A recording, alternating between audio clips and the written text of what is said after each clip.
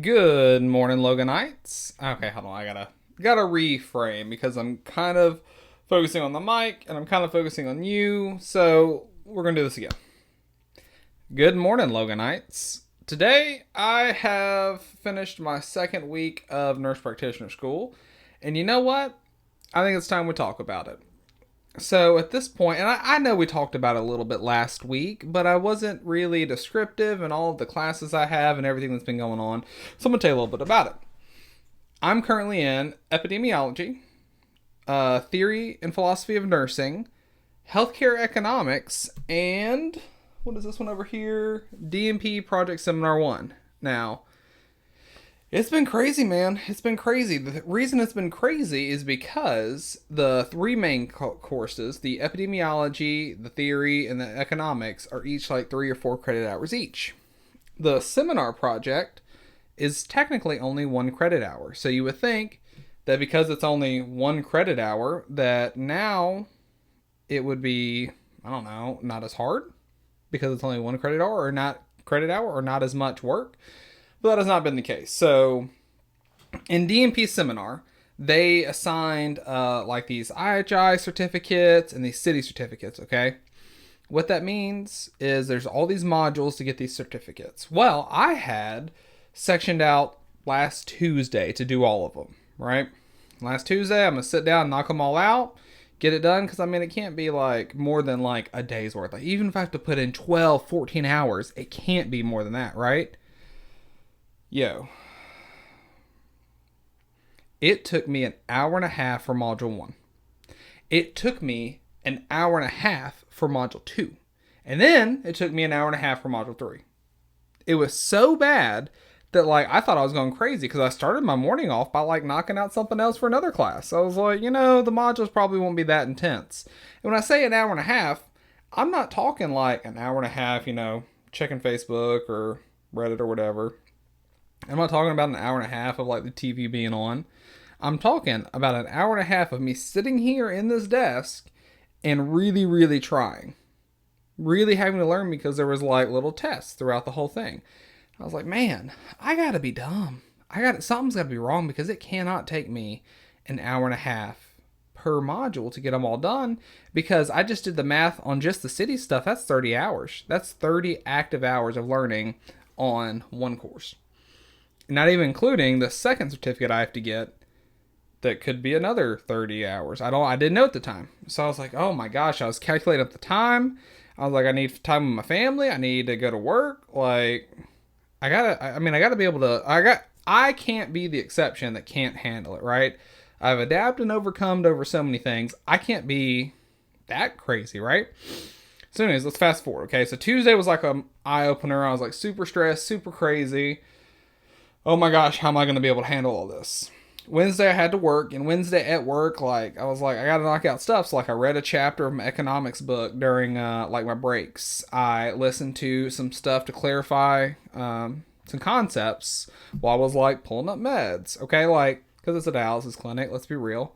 And my time that I was like charting, I could listen to something that I was like helping me with school so that I was putting my downtime to use. That night I had a mandatory Zoom call. On the Zoom call, the lady gets on there, and I'm not going to joke to y'all, man. She just ran through the whole syllabus really quickly. She ran through it so, like, robotically that when she started off reading through the syllabus, someone's mic was on, okay? Accidentally. And she didn't stop talking. About 30 seconds in, she said, hey, Sarah, or whatever her name was, can you turn off your mic? And then kept talking about the syllabus with all of this like back chatter going over her, and we couldn't understand her. She did it for another 30 seconds, still reading through the syllabus, blowing through stuff, and then said, hey, Sarah, turn off your mic, and then kept going. Never like stopped to address, hi, like we need to get everyone's attention, everything going. She just started and went. And I was like, oh my gosh, I can't handle this. This is crazy. So she goes through this whole syllabus and starts getting in depth on like projects that are due at the end of the semester and all these terms that we've never heard before. Like, what am I going to do with this? I don't know. Like, I'm just Logan. Okay? That's all I am. That's all I ever will be. I'm just Logan. let's take it a little slow and let's explain some things. So fast forward an hour. She did that for an hour of just like blowing through stuff, and eventually Sarah turned off her mic and whatnot. But at the end of it, she goes, "Is there any questions?" And there were some good questions. Well, then it was my turn. I like always asking a question if no one else has asked that question. And if it's a good question, because I do want my face seen, my voice seen or heard, so that you can kind of recognize me the next time that we have a transaction, okay? There's 100 people in the Zoom meeting. You got to have a good question or people are going to kind of like, oh, well, that was a dumb question. You know, they say there's no stupid questions, but if she's already said it in the syllabus reading, it is a dumb question. So my question was, I said, I waited my turn, you know, put your hand raised up on the Zoom. I said, hey, what are we going to do about these modules? Because I don't know if I'm doing the right stuff. I took an hour and a half for the first 3 modules, like each one individually, an hour and a half, an hour and a half, an hour and a half. That's a lot. Am I doing the right thing? And she just goes, yep. It's just going to take you how long it's going to take you. And I was like, oh my God. Wow. Like, I'm really not going to have a life over the next, 2 weeks. Because then I got to catch up on these other classes, too. Well, the good news with all of this, and thank God for nurses, okay? Because everyone heard my question. 2 different people reached out to me. Like, they looked me up on Facebook. They messaged me. They said, hey, Logan, you don't have to take the little small how are you doing tests in the middle of the modules, okay? You learned a lot of this already in your public health courses previously. You can pretty much roll through everything and get to the final test, and as long as you pass your tests, you're golden. You're completely golden. So that's what I did. I skipped through everything, and it took me about a day and a half to finish all of them. Because today's now Sunday, right? So Wednesday I worked. That was when we had the meeting. Finished them, all the big ones Thursday. Finished them up Friday morning. Had more paper. I wrote 2 papers. I've already written 2 papers on top of that. So I did all those modules. Wrote 2 papers. And I'm gonna be honest with y'all. If there's anyone out there that's in high school or in their beginning of college years that hasn't made it to nurse to doctor yet, if you're already not got your BSN and you're I'm looking at going to doctor school. Eventually, if you still have time before you get there in your education, please take your English classes seriously. Seriously. Take your English classes seriously. Because I don't know, just didn't take them seriously. Didn't really learn the rules. I'm a great speaker. I'm a great clinical person. But writing these research papers and understanding all the laws of English, which, there's exceptions to everything, and that's why I never learned it. It's really screwed me. I have played myself. So this first paper I wrote, I got my brother Caleb to come over here and help review it with me, and he's like an English savant, okay? He helped explain to me the things that I did unconsciously and the things that I need to improve on in my actual grammar. Not necessarily that anything that I said was wrong, but hey, this is how you need to actually make it grammatically correct. And God, that helped me out so much. I got a list of stuff written down that's, don't do this. Don't start your sentences with and, buts. Simple stuff, but how long have you been out of school, man? It sneaks up on you. So I'm just saying, if you're in that position, please, please, please take English seriously, because eventually it will catch up to you. Because I didn't do it. I should have done it, and now I'm having to I got a freaking APA reference guy that I'm having to oh, how did you do this or do that? I mean, come on. I'm having to do it. Please don't be me. Please don't be Logan. All right, moving on. Sorry. Got a little carried away there. So I've done papers, and I've done all this reading. The reading that's in this course, man. Okay, so I had to do 2 papers, one of which was reading a chapter or 2 in this textbook, and the whole chapter, it's 50 pages, or the 2 chapters were 50 pages, and this other one, it was the first chapter, which was 30 pages. You write the paper. This morning I spent all morning reading the next 2 chapters of another textbook using it's epidemiology, and in epidemiology it's all based on statistics with words I've never even heard before. I'm just grasping at straws. That's all I'm doing. I feel confident in the fact that I've talked to other students and they're also kind of grasping at concepts and straws that we've never been exposed to and that we're not exactly comfortable with. But the thing that kind of gives me like confidence is if you were like me, where you're in these positions as like an ER nurse, like a paramedic, or a nurse on the floor, or these positions where it's really, really high stress and lives are on the line. If you were able to like buckle down and push through that and make it out the other side, you can make it through this. This is just school. No one's lives on the line. You just got to buckle down. Yeah. I will say, I've started doing something that has helped me in that, and I kind of want to challenge you to do it as well. So there's this thing floating around the whole YouTube universe about the five daily critical tasks. So I'm going to do this for like 30, 60, 90 days and then make a video about it specifically. But I've done it for, I think 3 days straight now. And basically all you do is at the top, you write the date. I've been putting my weight on there because I'm trying to lose weight.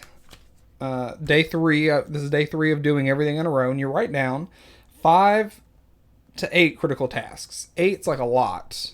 5 is like you got to get 5 done to progress your life in the direction you want to go, right?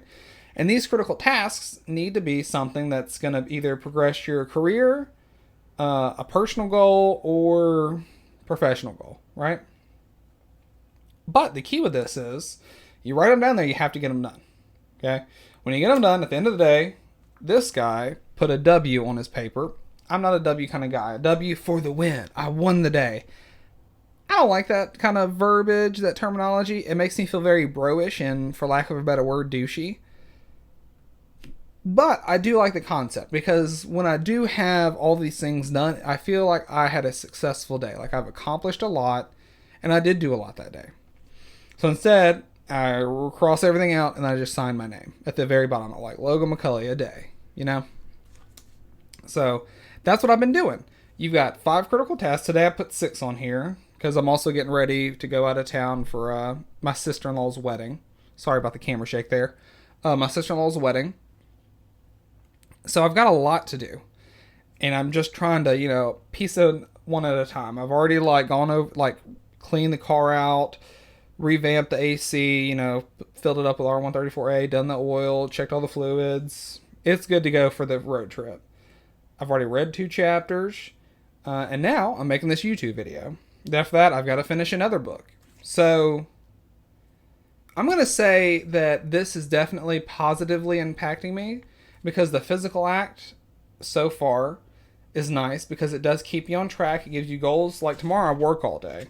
Tomorrow I've got some different goals because I don't really have that much time outside of work, but I do have a little time. So, make realistic goals that you can quantify, right? That are successful, that you can actually do, that are timed, because tomorrow that's achievable. So what I'm going to do is I got to print out 2 specific separate things at work. I'm going to review the 2 chapters that I read today and answer those questions. And then I got to mail some checks to the mortgage company because we got a new roof and insurance and whatnot. And I got to fax some stuff to a person about something. So I've got goals and they are achievable, but you can't just go to work and sit on your phone all day. You can't take your downtime as downtime. You got to be working on some stuff. I think that's the whole point of this, is that it just gives you achievable, not easy, but just achievable goals. Like, how do you eat an elephant? 1 bite at a time. I like it. I really do. It's really been helpful. That's really how my last week has gone, guys. I've been extremely busy.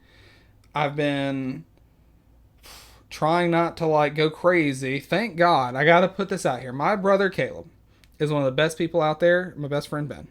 Because my wife's car transmission went out. It's probably the transmission is going to need to be rebuilt. But there was a part that maybe could have fixed it. So I was like, Caleb, I got to phone a friend. Because not only did all this other stuff happen this week, I also put a roof on the house. I didn't do it, but the insurance people did. You had to talk to them and organize everything. It was a lot. So I said, Caleb, I'm phoning a friend here. I need Jennifer's car fixed. I'm willing. I need your help. Like, please help me. He was like, cool, sure. It took him like all of 4 hours, okay?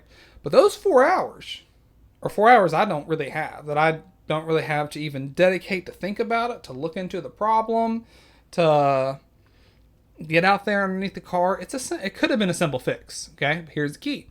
It wasn't a simple fix. The part did not fix it. So instead, he went ahead and trailered the car up onto the car trailer and trailered it over there to the Coleman Taylor, the transmission place. He did that for me, and that is just a huge weight off my chest. Okay, yes, it's probably going to cost a lot of money. It's actually going to probably cost more money than I thought. Hopefully they can fix it, number one. And if they can fix it and it's a transmission rebuild, it's going to be $2,800 to $3,200. That's a lot of money. But at least it's something that, like, that task, I didn't have to waste brain power on. So, Caleb, you're amazing. You're awesome. Thank you very much. If you ever watch this, which I don't think you will. But I just want everyone else out there, don't be afraid to phone a friend as you're going through this crazy stuff. Because you're working I'm working a part-time job. I work 2 14-hour shifts a week. So, like, I work a part-time hour job. I've got all this extra. I do school full-time. I've had all this other stuff going on in my life. School just started. If it happened right before school, wouldn't have been a big deal. If it happened, like, maybe a month in, I could have planned for it better. But right now, I needed help, and I phoned a friend, and my friend came through. So don't be afraid to phone a friend, guys. That's what I got. That's how my my second week of doctor school is going. I'm just taking it one bite at a time, trying to eat the elephant. And that's really it, man. I'm trying to lose some weight too. I don't know if you can tell. I've lost 6 pounds. Let me check because I wrote it down. Actually, I guess how much I've lost. You're correct. 8 pounds. As soon as I lose 10 pounds, every 10 pounds that I lose, I'm not drinking right now, and I really love a good bourbon. Every time I lose 10 pounds, I'm going to do myself a good old-fashioned, like an old-fashioned night. Maybe invite, like, Ben and Caleb over, have a cigar, make me a really nice old-fashioned, and just enjoy it. Sugary, sweet, full of bourbon, just perfect. Every time I lose 10 pounds. So it's kind of like internal motivation to continue to eat better, you know? That's it, guys. Keep on the lookout for the shredded body. And remember, always keep your corn on the cob.